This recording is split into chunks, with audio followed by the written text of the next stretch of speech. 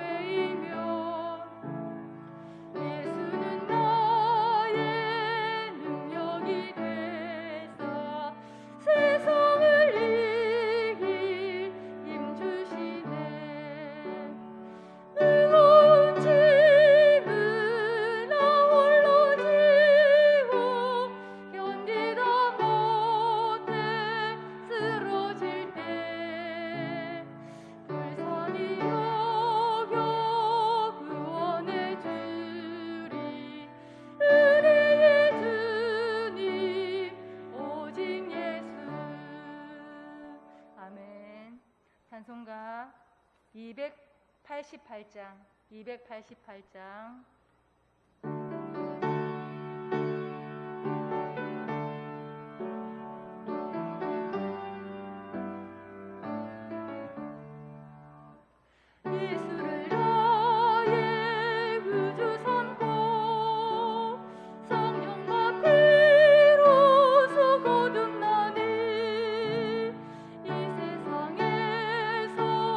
내 영혼이 하늘의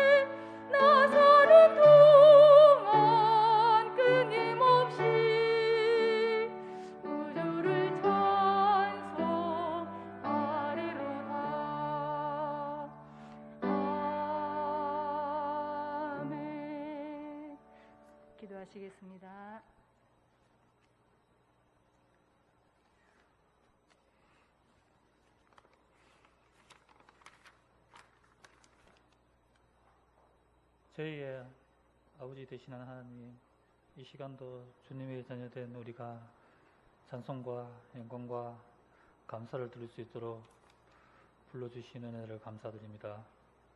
저희들은 주님의 부르심에 다만 간절하고 갈급한 마음으로 엎드립니다. 주님, 저희는 너무도 나약합니다. 신앙 없이 살아온 한 주간의 삶을 용서해 주시옵시고, 이 시간 저희의 심령을 성령으로 채우시고 하나님이 주시는 이 말씀에 겸손히 순종하는 시간이 되게 하옵소서. 겨우 예언마 드리고 가는 이 시간이 되지 않기를 원합니다. 마음과 영이 하나 되어 주 앞에 드리는 이 시간이 되게 하옵시고, 주님, 저희들의 미래를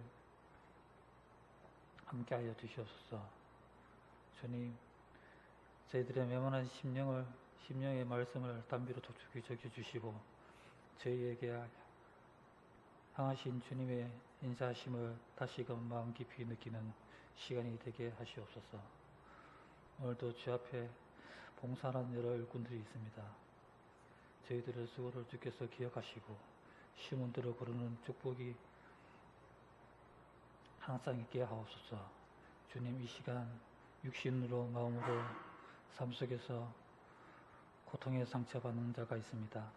주님, 이 시간 주님의 말씀을 들을 때 몸과 영혼의 위로와 힘을 얻을 수 있는 시간이 될 수 있도록 하여 주시옵소서. 세세토록 영화 받으시 주 예수 그리스도 이름으로 감사하며 기도드립니다. 아멘.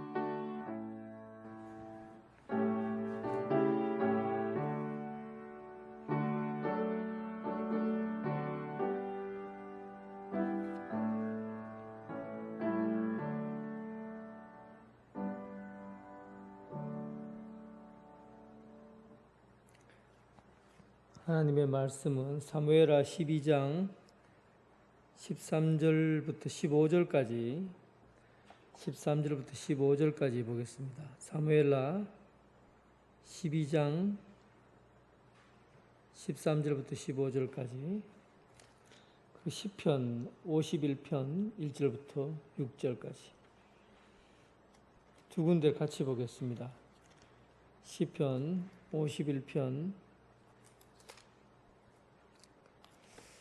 먼저 사무엘하 12장 13절부터 15절 같이 13절부터 15절 같이 읽겠습니다. 다윗이 나단에게 이르되 내가 여호와께 죄를 범하였노라 하매 나단이 다윗에게 말하되 여호와께서도 당신의 죄를 사하셨나니 당신이 죽지 아니하려니와 이 일로 말미암아 여호와의 원수가 크게 비방거리를 얻게 하였으니 당신이 낳은 아이가 반드시 죽으리라 하고 나단이 자기 집으로 돌아가니라.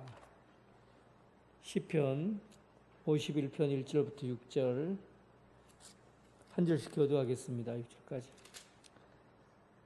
하나님이여, 주의 인자를 따라 내게 은혜를 베푸시며 주의 많은 긍휼을 따라 내 죄악을 지워 주소서.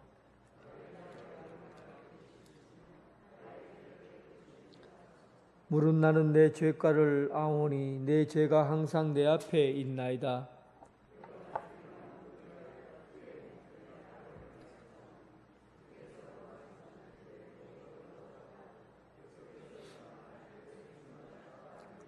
내가 죄악 중에서 출생하였으며 어머니가 죄 중에서 나를 잉태하였나이다. 보소서, 주께서 중심이 진실함을 원하시오니 내게 지혜를 은밀히 가르치시리라. 아멘. 오늘은 사무엘하까지 이야기를 마무리하려고 합니다. 사무엘에서부터 사울 그리고 다윗의 이야기를 정리해서 마무리를 하겠습니다. 지난주에는 헤브론에서 예루살렘으로 수도를 옮기는 그 과정에 대해서 말씀을 드렸고, 이제 다윗이 예루살렘의 수도를 예루살렘으로 정해놓고 그 예루살렘에서부터 이제 이스라엘을 본격적으로 다스리는 정치나 또는 군사력을 이용해서 또 여러 가지 사람들을 세금 관계나 이런 것들을 거두어서 국가를 세워가는 그런 내용이 이제 오늘 내용에서 마무리가 됩니다. 특별히 대체적으로 다윗에게 있어서 성공적인 인생보다는 다윗이 실패하고 넘어졌던 그런 다윗의 뒷마당에 관한 이야기가 오늘 주로 내용에 들어갈 겁니다. 사실은 사람에게 있어서 가장 본래의 모습을 진면목을 보여주는 데가 이 앞모습보다는 앞마당보다는 앞마당이라고 하면 대외적으로 사람들에게 알려져 있는 그런 모습을 앞마당이라고 한다고 하면 뒷마당은 가정생활 또 그 내면의 또 그런 생활들을 감추고 살아가는 그 생활들 뒷마당이라고 할 수가 있어요. 오늘은 다윗에 있어서 앞마당에서 벌어졌던 나라를 새로 정복하고 수도를 옮기고 그리고 여러 가지 승리를 거두었던 그런 일들을 보여주는 것이 아니라 다윗의 뒷마당, 그 음침하게 죄를 범했던 일이라든지 하나님을 멀리 떠나서 죄를 범했던 그런 일들을 오늘 얘기를 나눌 겁니다. 오늘은 첫 번째 이야기로 다윗이 수도를 예루살렘으로 옮기고 난 다음에 수도를 옮기고 난 다음에 가장 중요한 작업 중에 하나가 법궤를 예루살렘 성전으로 옮기는 겁니다.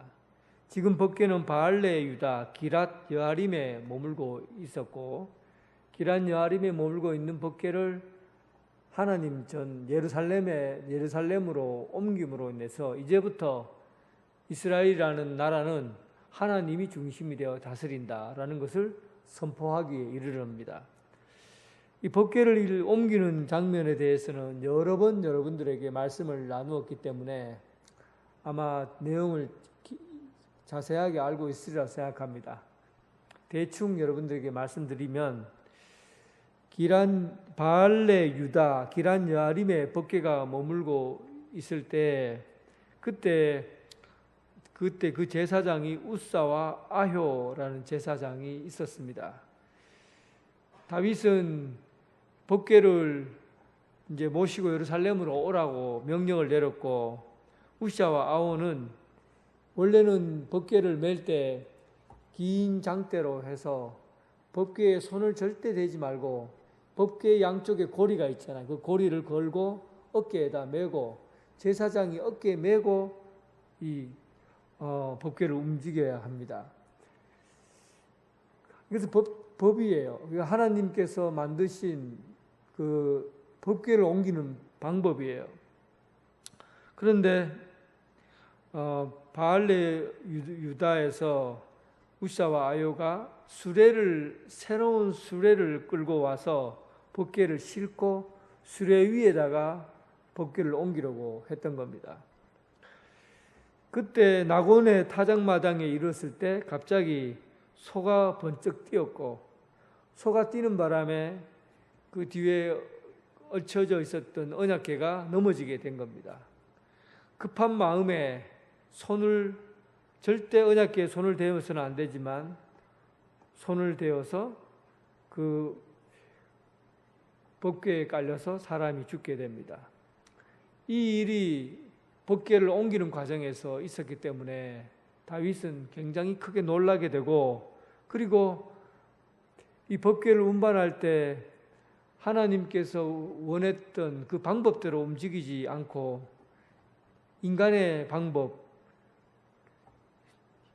효율적이고 편리한 방법으로 움직여갔던 것이 죄가 된 것이죠. 블레셋에서 만든 신제품 세수레에다가 법궤를 옮기고 효율성과 편리성을 추구했던 그 신앙이 결국은 사람이 깔려 죽게 되는 그 재앙을 받게 됩니다. 신앙생활에서 효율적이고 편리한 것을 추구하는 것이 편하려고 신앙생활을 하는 것이 여러분 그게 참된 믿음이라고 볼 수 없습니다. 뭐든지 편하려고 하면 안 하면 돼요. 예배도 편하려고 하면 안 하면 됩니다.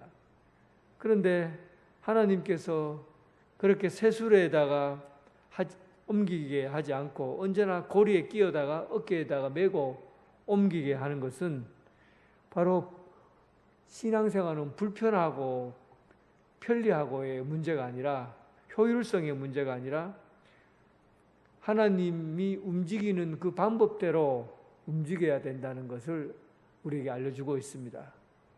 하나님의 손에 의해서 통제가 돼야 되지 사람의 손에서 통제되는 것이 아니라는 겁니다. 편리하고 쉽고 편하고 이런 것들이 오히려 경건 생활에 방해가 될 수 있다는 거예요. 어쩌면 우리가 하나님 앞에 예배드리는 모든 것이 좀 불편하잖아요. 이 시간에 와서 여러분들 앉아 있는 게 얼마나 불편합니까? 집에서 소파에 누워서 텔레비나 보고 앉아 있으면 편할 텐데 오후 시간에 잠자고 잠 오고 힘들 때 이렇게 앉아 있어 보세요. 편리한 것을 찾다 보면 경건함을 잃어버리게 됩니다. 신앙생활은 좀 불편하고 그리고 이제 불편한 것이 있지만 하나님의 손에 의해서 인도함을 받는 그런 생활을 통해서 경건이 이루어지는 겁니다. 어쨌든 여호와의 궤가 다윗성에 옮기기 전에 이런 일이 일어났고 그리고 오벳 에돔의 집에 잠시 머무르게 됩니다. 오벳 에돔의 집에 머무를 때 하나님께서 그 집에 복을 주셔서 번성하게 하자 그때서야 다윗이 안심하고 오벳 에돔의 집에서 다윗성까지 궤를 매게 하고 그리고 언약궤를 매게 하고 예루살렘 안으로 들어오게 되는 거죠. 이 예루살렘으로 들어오는 장면이 또 굉장히 아름답습니다. 전에는 새 수레에다가 소가 끄는 수레에다가 덜렁 올려놓고 그리고 빨리 해치우려고 했죠. 빨리 이 일을 마무리하려고 편리하게 해치우려고 했잖아요. 그런데 오벳 에돔의 집에서 언약궤가 머무는 동안 하나님께서 그 집에 축복을 내려주시고 그리고 다윗이 마음이 하나님께서 복을 내려주신 것을 보고 이제는 하나님의 리듬과 하나님의 방법에 따라 거기 맞추게 되는 겁니다. 여호와의 궤를 맨 사람들이 궤를 메고 그리고 움직일 때 6걸음, 1걸음, 2걸음, 3걸음, 4걸음, 6걸음을 딱 걷고 멈추어요. 그리고 소와 살찐 송아지를 가지고 제사를 드려요. 그리고 또다시 6걸음을 가고 멈추고 소와 제사를 가지고 새와 송아지를 가지고 제사를 드려요. 6걸음마다 멈추고 제사를 지내고 6걸음마다 멈추고 제사를 드려요. 쉽게 빨리 끝낼 수 있는 일들을 이렇게 복잡하게 일을 진행시키고 있어요. 다윗은 모든 시간과 질서는 하나님의 리듬에 맞춰야 된다는 것을 깨달은 것이죠. 내가 급하다고 급하게 처리하는 게 중요한 것이 아니라 하나님의 시간에 맞추는 것이 더 중요했습니다. 사울에게 있어서 아말렉과의 전투에서 그가 큰 실수를 저지르는 게 뭡니까? 제사장인 사무엘이 도착하기 전에 급하니까 예배를 해치우잖아요. 급하니까 대충 해치웠어요. 그때 하나님께서 그를 벌하신 거 아닙니까? 마찬가지로 다윗은 언약궤를 메고 올 때 쇠수로에다가 덜그렁 싣고 빨리 예루살렘으로 모셔오는 게 목적으로 생각했지만 하나님께서는 언약궤를 실어오는 모든 과정 가운데에서 하나님의 역사와 인도하심을 받아야 된다고 생각하셨던 겁니다. 그래서 다윗은 6걸음을 떼고 그리고 소와 송아지를 잡고 제사를 지니고 다시 6걸음을 떼고 이렇게 천천히 움직여 갔던 것이죠. 다윗이 이 언약궤가 예루살렘 성전 안으로 들어오는 것이 얼마나 기뻤던지 언약궤 옆에서 덩실덩실 춤을 추게 되고, 춤을 추는 동안에 그가 입고 있던 옷이 다 벗어져 버립니다. 그때 미갈이 다윗이 하는 행동을 보고, 어떻게 왕이라 되는 사람이 사람들 앞에 춤을 추고 그리고 옷이 다 벗겨지도록 그 수치스러운 일을 그렇게 하느냐 하고는 미갈은 다윗에 대해서 강하게 비판을 했습니다. 다윗은 그가 하나님 앞에 예배드리는 그 모습은 내가 하나님 앞에서 춤을 추지 사람 앞에서 춤을 춘 게 아니라고 얘기한 거예요. 하나님을 위해서 예배하지 사람의 눈치를 보고 예배하는 것이 아니라는 겁니다. 그래서 그는 하나님 앞에 예배드리다가 옷이 벗겨지든 상관없다는 거예요. 단지 하나님께만 내 자신을 드릴 수 있고 헌신할 수 있다면 된다는 겁니다. 예배는 집중력입니다. 예배는 집중력이에요. 내가 하나님 보시기에 합당하면 그것이 참된 예배예요.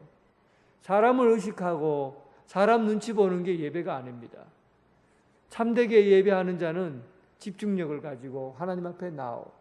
언제나 하나님 앞에서 내가 서 있는 거예요. 다른 사람들이 나를 어떻게 생각할까? 다른 사람들이 나를 어떤 방법으로 볼까?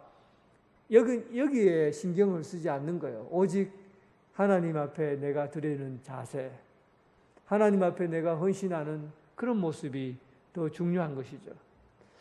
여러분, 다윗의 이 모습을 통해서 참된 예배가 무엇인지를 배울 수 있기를 바랍니다. 참으로 예배하는 자는 영과 진리로 예배한다고 했는데, 몸과 마음과 뜻을 다하여 하나님 앞에 드리는 예배, 집중력을 가지고 드려지는 예배, 이것이 참된 예배입니다. 예루살렘에 언약궤가 오고 이때부터 이제 본격적으로 다윗의 시대가 오게 된 겁니다. 지금부터는 하나님께서 다윗의 나라를 세우시고 또 다윗에게 축복 주셔서 다윗을 통해서 하나님 나라의 그 첫 발걸음을 떼게 하는 것이죠. 그런데 다윗에게 있어서 큰 성공이 이루어졌고 또 주변에 있는 나라들을 통일해 가면서 큰 나라가 되어 갔습니다. 그런데 11장부터 다윗은 날이 저물어 나이가 들었고 그리고 나이가 든 가운데 인생에 외로움이 찾아왔어요. 다른 군대들을 전쟁터에 보내고 요압과 많은 군인들을 암몬 사람이 쳐들어왔을 때 전쟁터에 보내고 그리고 그가 성에 홀로 남아있게 됩니다. 성에 홀로 남아있을 때 외로움이 찾아올 때 모든 일에서 정상이라는 곳에 올라가 있을 때 그때 참으로 위험하다는 것을 알 수가 있습니다. 그가 어느 날 저녁 궁전 지붕에서 산책을 하고 있는데 저 먼 곳에서 목욕하는 아름다운 여인을 보게 됩니다. 다윗이 나이가 들었을 때인데 눈이 얼마나 좋은지 저 밑에 있는 목욕하는 여인이 눈에 들어오게 되는 것이죠. 이것은 이미 그의 눈이 벌써 음란한 시야로, 그러니까 안목의 정욕에 빠져 있었기 때문에 이미 그는 그의 시선이 유혹에 끌려 있었다는 사실을 우리는 염두에 두고 봐야 됩니다. 다윗은 옥상 서늘한 봄날 어느 날 옥상에서 거닐고 있다가 한 여인이 목욕하는 것을 보고 그 여인이 누군가 알아보라고 하죠. 그가 우리아의 아내 밧세바라는 것을 얘기를 통해서 들었습니다. 우리아의 아내라고 하면 충성스러운 자기 부하의 아내이죠. 그러면 거기에서 그만둬야 됩니다. 그런데 다윗은 자신이 그 일을 오히려 더 적극적으로 나서서 그 여인을 자기 성으로 불러들이고 그리고 간음을 저지르게 되죠. 그런데 여기서 일이 다 끝나버리면 좋았을 텐데 이 밧세바는 그 순간 임신을 하게 되고 임신한 그 밧세바의 임신한 것을 감추기 위해서 우리아를 전쟁터에 나가 있는 아람과 전방에서 싸우고 있는 우리아를 불러들이게 됩니다.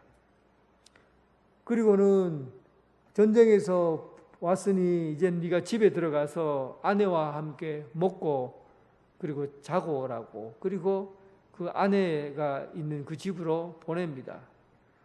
우리아가 충성된 종이잖아요. 어떻게 부하들이 저 전방에서 싸우고 있는데 내가 나만 홀로 그냥 집에 들어가서 맛있는 거 먹고 아내와 함께 잠을 잘 수가 있느냐. 그렇게 하지 못한다 하고는 부하들과 함께 궁전 입구에서 잠을 자는 거예요. 다윗이 보니까 기가 막힙니다. 집에 들어가야 내가 자기 죄를 감추어 줄 텐데, 집에 가라니까 집에도 안 가고 그 성전이 아니라 궁전에서 부하들과 바깥에서 잠을 자니 이게 일을 큰일 난 거예요. 그래서 할 수 없이 다음날 저녁에 다윗이 우리아를 불러서 참 니 정말 충성스럽다, 대단하다 하면서 내가 주는 술을 받아 먹어라 하고는 술을 권하는 거죠. 술을 잔뜩 먹으면 사람이 정신이 나가야 되는데 우리아가 얼마나 독한 사람인지 술을 그렇게 먹고도 그는 자기 아내가 있는 그 집으로 돌아가지 않고 또 바깥에서 병사들과 함께 잠을 자는 거예요. 결국은 이렇게 해도 안 되고 저렇게 해도 안 되고 할 수 없이 전장터에 보내고 요압을 불러서 요압이 지금 우리아를 전쟁터에 제일 앞선에 성벽 앞에까지 들어가게 해서 그 성벽에서 앞쪽까지 가면 위에서 돌을 던지잖아요. 돌을 던져서 사람들이 성벽 앞에 가면 많이 죽습니다. 그래서 성벽 앞으로 함부로 갈 수 없어요. 그런데 우리아를 그 성벽 앞으로까지 밀고 나가도록 네가 시켜라. 그렇게 해서 요압이 다윗의 편지를 받고는 그리고 이 우리아를 전쟁에서 제일 앞선에서 몰아서 그리고 전쟁터 앞서에서 돌에 맞아서 죽게 만듭니다. 이 일을 두고서 다윗이 결국은 처음에는 간음으로 시작했잖아요. 처음에는 자기의 시선에서 시작한 거예요. 보는 눈, 자기가 보는 눈에서 시작한 거죠. 그런데 그 자기 보는 눈에서 자꾸 감정이 격해지고 그리고 그 감정을 이기지 못하니까 간음을 저지르게 되고 또 이 간음을 저지르고 여기서 끝냈어야 되는데 그리고 우리아를 속이고 거짓말하게 되죠. 속임수, 거짓말하게 되고 그래도 우리아가 말을 듣지 않으니까 우리아를 전쟁터 제일 앞선에 보내서 살인을 저지르게 됩니다. 처음에는 작게 시작했지만은 그 작은 것들이 점점 자라서 눈의 안목으로부터 시작해서 처음에는 그냥 보는 것이었는데 그 보는 것에서부터 안목의 정욕에 이끌리게 되고 그리고 간음죄를 저지르고 거짓말하게 되고 살인하게 됩니다. 작게 시작했잖아요. 그런데 그 죄가 점점 자라게 되고 잉태되고 죄가 죄를 낳게 되고 사망에 이르게 되는 그 일로 자라게 됩니다. 이런 경건 생활은 사실은 사소하고 작은 것에서부터 시작해야 됩니다. 너무 거창하게 믿음 생활을 한다고 해서 거창하게 믿음 생활을 해야 된다고 생각하지만 실제로 신앙은 작은 데서부터 시작되는 거예요. 눈의 안목, 이 작은 정욕, 작은 생각으로부터 작은 마음을 품는 것부터 경건함을 유지해야 합니다. 그렇지 않으면 그 작은 것에부터 유혹이 나중에 큰 것으로 자라게 되어 있어요. 큰 일을 먼저 하려고 하지 말고 작은 것에서부터 내 자신을 잘 돌아보고 헌신하고 그렇게 경건한 삶을 살 때 내 삶을 바르게 지켜나갈 수 있다는 겁니다. 이 일로 인해서 나단 선지자가 그의 죄를 고발하게 됩니다. 그 죄를 고발할 때 우화를 들려주죠. 많은 가축을 소유한 부자가 있었는데 큰 잔치를 벌이게 되었다. 그리고 자기가 가지고 있는 양과 소들이 엄청나게 많은 부자였지만 손님이 와서 잔치 자리에 이 양을 자기 것을 잡아서 잔치를 해야 되는데 옆집에서 있는 옆집에 있는 어떤 사람이 키우는 가족처럼 키우는 그 새끼 양을 잡아서 그리고 잔치를 벌였다. 그러자 다윗이 그 얘기를 듣고 분노해서 아니 불쌍히 그가 이런 일을 했으니 그 주인은 양의 새끼를 4배나 갚아주어야 하리라 하고는 꾸중을 하고 그를 당장 잡아오라고 소리를 칩니다. 그때 나단이 바로 그 사람이 바로 당신입니다 라고 고발하게 되죠. 여러분, 이 부분에서 다윗의 훌륭한 점이 나타납니다. 다윗은 그때 당시에 왕이에요. 왕에게 감히 누가 당신이 죄인입니다라고 고발할 수가 있겠어요. 아무리 이제 선지자라고 해도 왕 앞에서 당신이 살인죄입니다, 죄인입니다라고 말하는 것은 상당히 어려운 일입니다. 그런데도 불구하고 나단 선지자는 하나님의 말씀을 듣고 왕에게 직설적으로 고했지요. 다윗은 그 이야기를 듣고 나단을 잡아서 그의 입을 닫으라 하고는 사형시켜버리면 끝입니다. 그런데 다윗이 위대하다고 평가되는 점은 바로 이 점입니다. 오늘 시편 51편에 읽었던 그 회개의 장면이 바로 다윗이 밧세바를 범하고 난 이후에 하나님 앞에 내가 범죄했음을 고백하는 그 죄의 고백문이에요. 하나님 앞에 내가 죄를 범했습니다. 정직한 영을 새롭게 해주시고 하나님 저의 죄를 용서해 달라고, 그리고는 하나님 앞에 기도하고 그리고 죄 회개하는 장면이 오늘 본문에 기록되어 있습니다. 사람은 죄를 지을 수 있어요. 죄를 짓는 것은 어쩌면 사람이기 때문에 죄를 지을 수 있다는 당연한 것이 아니라 죄는 언제나 우리에게 늘 가까이 있습니다. 그래서 이 죄에 대한 대응 방법이 더 중요한 거예요. 죄를 짓는 것보다 더 중요한 것은 죄를 어떻게 대응하느냐가 더 중요한 겁니다. 대응하다는 것은 내가 죄를 지었을 때 하나님 앞에 내 자신을 그대로 드러내놓고 하나님 앞에 내 정직한 마음을 드러내놓고 하나님 앞에 죄를 용서를 빌고 죄를 회개하는 그런 삶이 되어야 합니다. 다윗의 위대함은 회개에 있습니다. 용서를 비는 것에 있어요. 그로 인해서 다윗은 큰 죄를, 사울보다가 더 큰 죄를 저질렀지만 그래도 하나님께 회개하고 돌아온 다윗을 그 축복의 통로로 위대한 이스라엘을 이끌어가는 왕으로서 세우게 된 것이죠. 다윗의 뒷마당 중에서 또 잘못하고 있었던 한 가지 사건은 바로 다윗의 아버지됨입니다. 다윗은 아버지로서 자식들 교육에 엉망이었어요.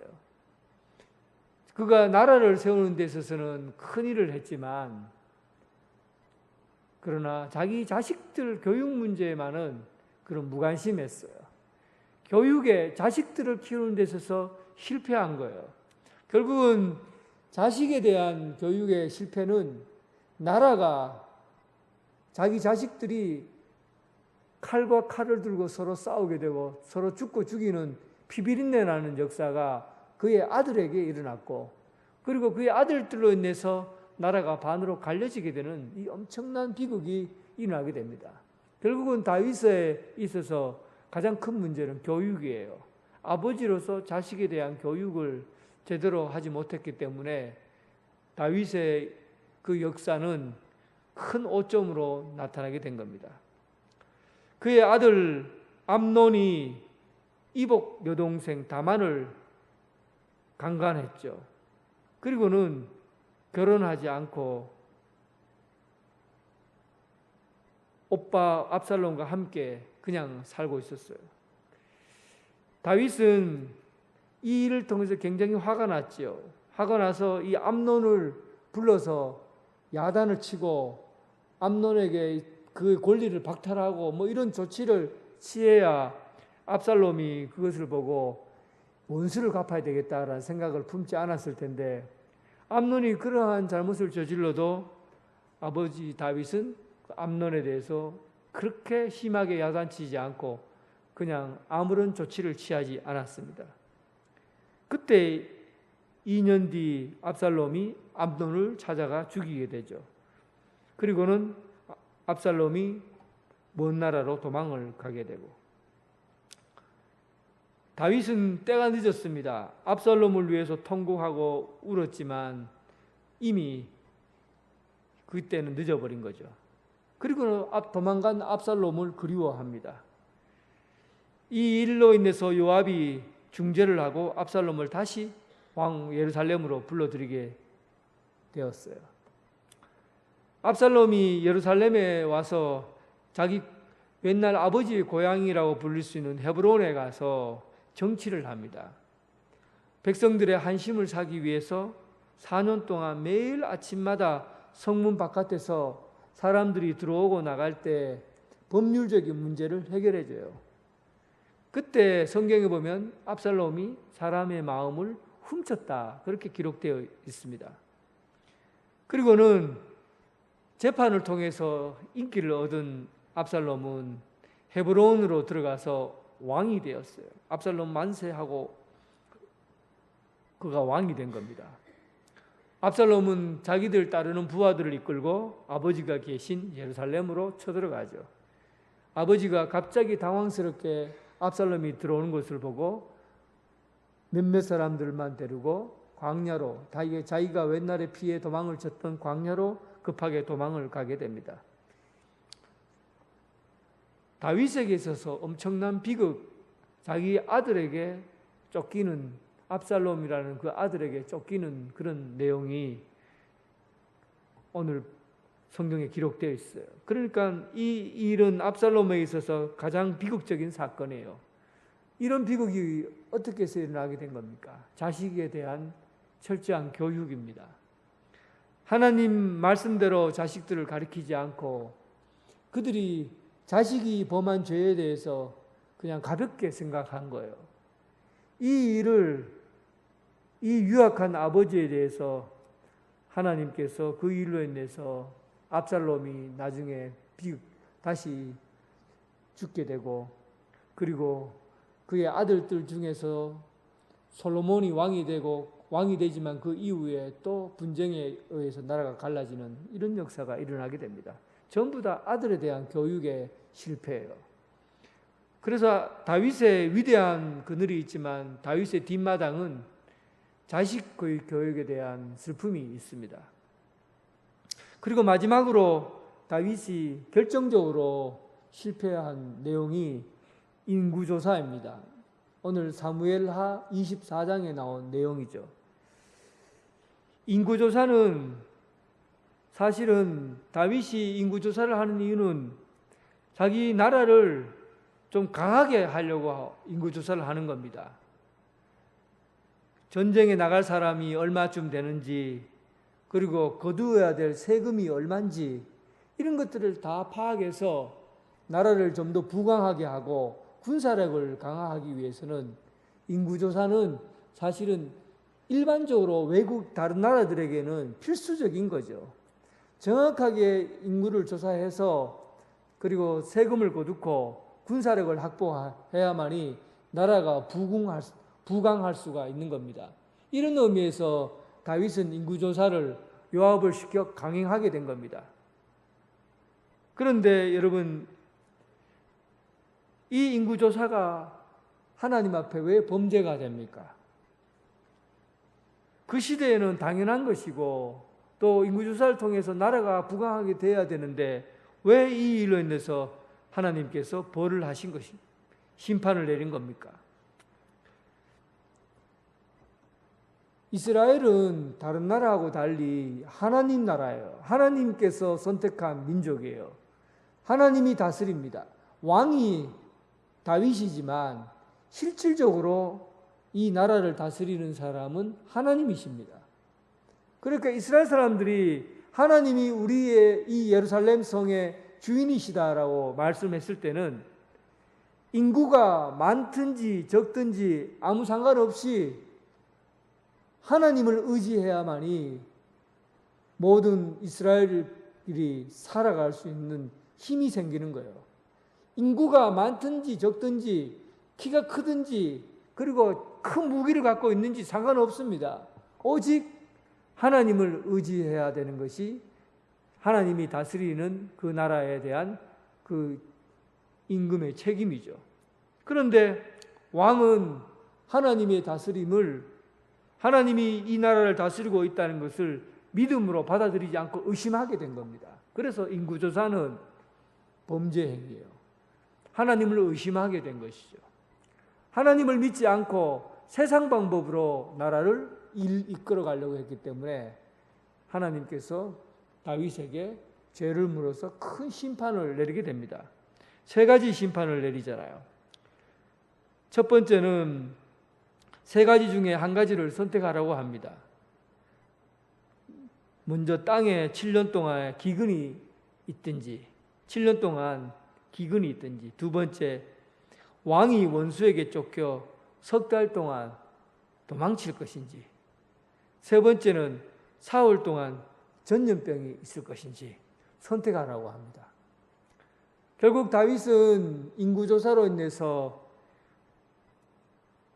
그가 기근은 그가 이미 경험해 봤기 때문에 얼마나 무서운 줄 알고, 또 여러 번 원수의 손에 쫓겨서 광야 생활한 것이 지겹도록 지겨웠으니까 세 번째를 선택합니다. 사흘 동안 전염병이 있게 해달라고 그렇게 요구를 하죠. 그래서 3년 동안 그래서 사흘 동안 전염병이 있게 되는데 그 전염병으로 7만 명이 이스라엘 백성들이 죽게 됩니다.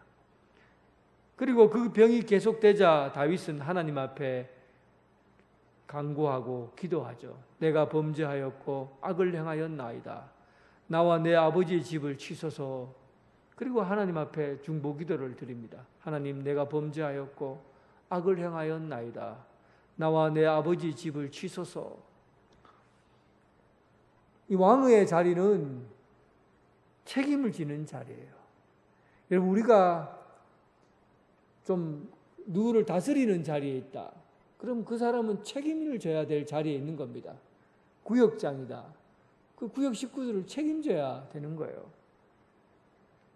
내가 서 있는 자리가 누군가의 책임을 져야 되는 그런 곳이라고 한다면 그 책임을 위해서 반드시 중보기도 해야 합니다. 다윗은 왕으로서 백성을 책임져야 했어요. 그리고 그는 백성을 위해서 목숨 걸고 하나님 앞에 기도한 겁니다. 모세도 또한 백성을 위해서 목숨을 내놓고 기도했고, 바울 역시 민족을 위해서 목숨을 내놓고 기도했습니다. 책임 있는 자리는 바로 다른 사람을 위해서 중보 기도하는 자가 되어야 합니다. 여러분들 가정에서 내가 책임 있는 자라고 한다면 가정의 중보 기도자가 되어야 돼요. 구역장이라고 하면 구역장으로서 중보 기도자가 돼요. 교구장은 교구장으로서 중보 기도자가 되어야 합니다. 하나님께서는 다윗의 진실한 마음과 회개의 기도를 들으시고 3일간 전염병을 내리기로 하신 작전 그것에서 돌이키시고 그 기간을 단축해 주시고, 그리고 그 다윗의 그 기도를 들으시고 하나님이 응답해 주셔서 다시금 그 죄를 범하지 않도록 그 결과를 전염병이 물러가게 해주셨습니다. 이 일 후에 다윗은 갓 선지자를 불러서 아라우다 타작마당에서 여호와를 위하여 제단을 쌓으라고 합니다. 그래서 모든 것을 다 정리하는 거예요. 이제는 인구조사로 인해서 하나님께서 재앙을 내리셨고, 그 재앙을 내리는 과정에 다윗이 중보기도를 드리고, 하나님 내가 죄를 지었으니 용서해 주시고 이 재앙에서 멈추어 달라고 기도했죠. 그래서 하나님이 그 기간을 단축시켜 주시고, 그리고 전염병이 물러가게 해 주셨습니다. 모든 것이 다 끝났어요. 그때 다윗은 마지막 마무리로 하나님 앞에 예배드림으로 모든 것을 정리합니다. 갓 선지자와 아라우다 타작 마당에 가서 여호와를 위해서 제단을 쌓으라고 합니다. 아라우다가 보다가 왕이 그의 부하를 이끌고 자기에게 오는 것을 보고 그 아라우다는 다윗 왕에게 엎드려서 절을 합니다. 다윗이 아라우다에게 내가 여기에서 너희 마당에서 제단을 쌓고 하나님 앞에 예배 드리려고 한다라고 얘기하니까 아라우다가 내 집에도 우리 집에도 소와 뗄나무가 있습니다. 우리 집의 것을 얼마든지 왕이 쓰셔서 하나님 앞에 제물로 드리십시오라고 얘기를 하죠. 다윗은 이 일에서 이것은 나의 일이다. 내가 돈을 값을 주고 사서 그리고 제물을 드리겠다. 희생제물이라는 것은 언제나 자기의 것을 희생해서 드리는 겁니다. 남의 것을 가지고 희생제물 드리는 것이 아니라 자기의 것을 가지고 희생제물을 드리는 것이죠. 우리가 주님 앞에 희생제물을 드린다고 할 때 여러분들의 것을 드리는 거예요.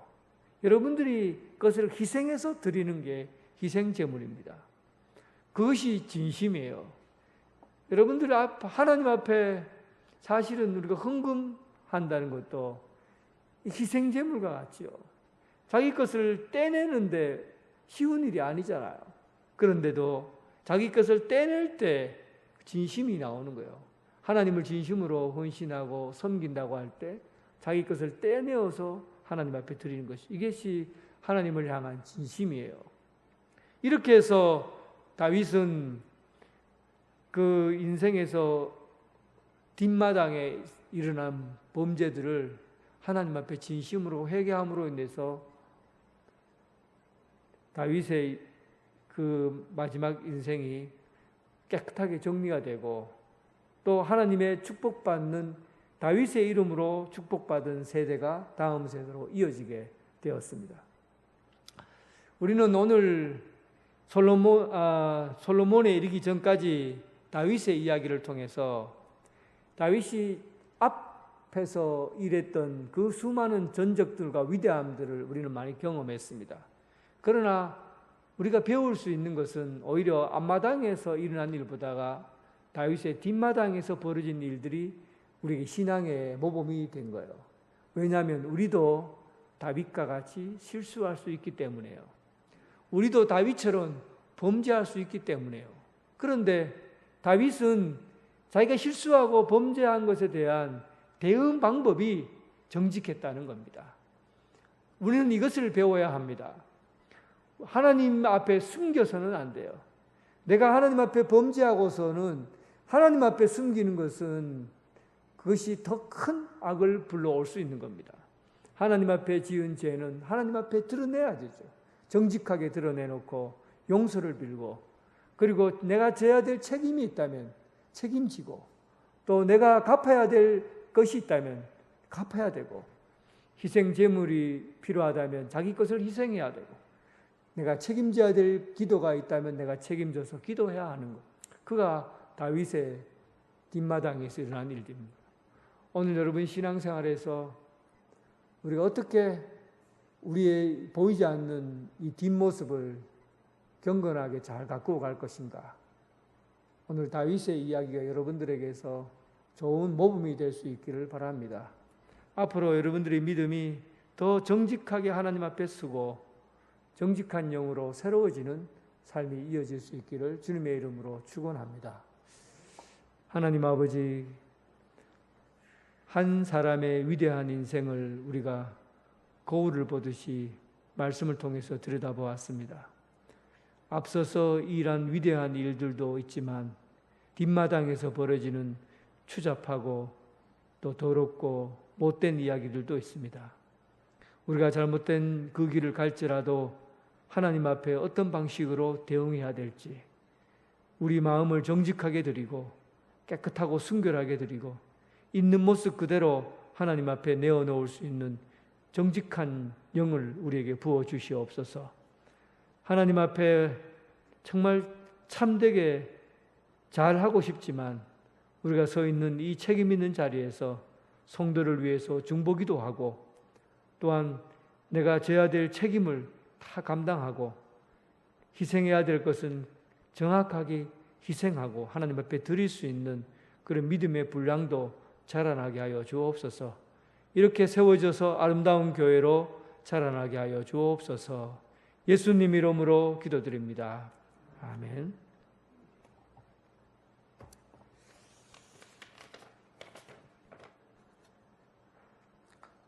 추수감사주일은 10월 셋째 주입니다. 우리가 조금 제가 일찍 교회 소식에다가 알리게 된 것은 감사를 좀 준비하자는 거예요. 그냥 당일날 돼서 그냥 하나님 앞에 대충 그렇게 하는 것이 아니라 미리미리 하나님 앞에 무엇을 감사할까? 어떤 마음으로 감사를 드릴까? 준비를 좀 하자는 거죠.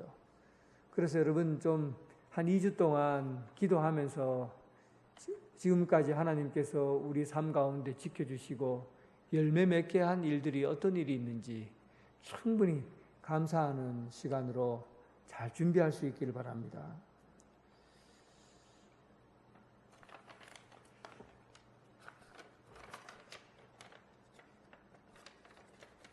찬송가 254장입니다.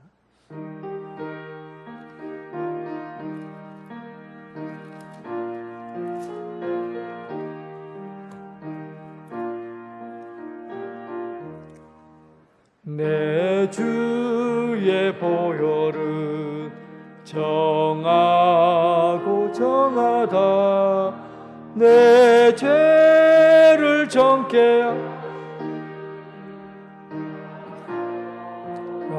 하신다.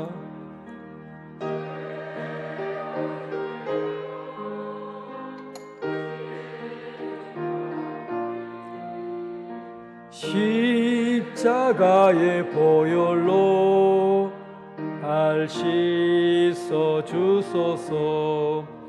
약하고 추해도 주께로 나가며 힘 주시고 내 주함을 곧 씻어 주시네.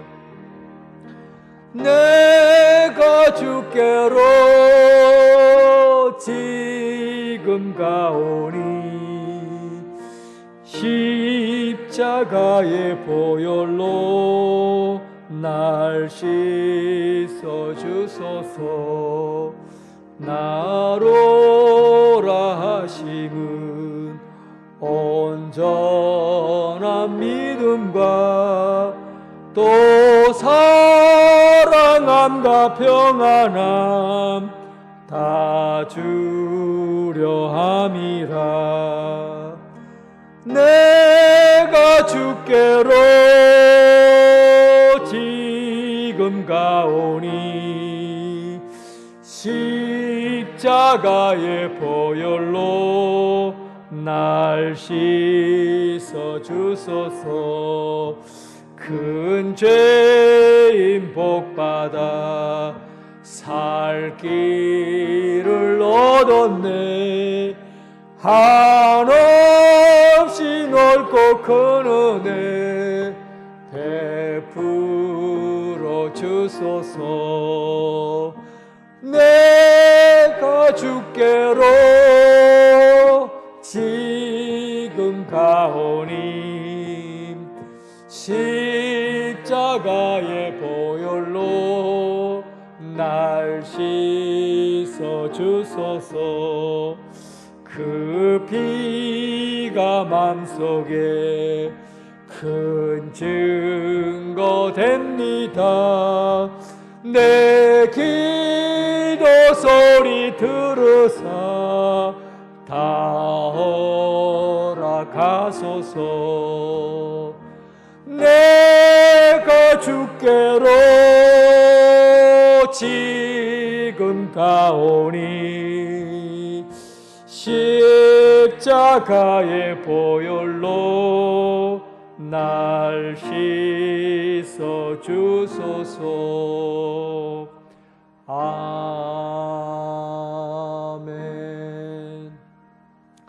이제는 예수 그리스도의 은혜와 극진하신 하나님의 사랑과 성령님의 교통하심이 우리 신앙에 보이지 않는 뒷마당을 잘 가꾸고 하나님 앞에 정직한 영으로 살아가길 원하는 오늘 이 자리에 사랑하는 성도들과 각 가정에서 예배드리는 성도들 위해 지금부터 영원토록 함께 하시기를 간절히 축원하옵나이다. 아멘.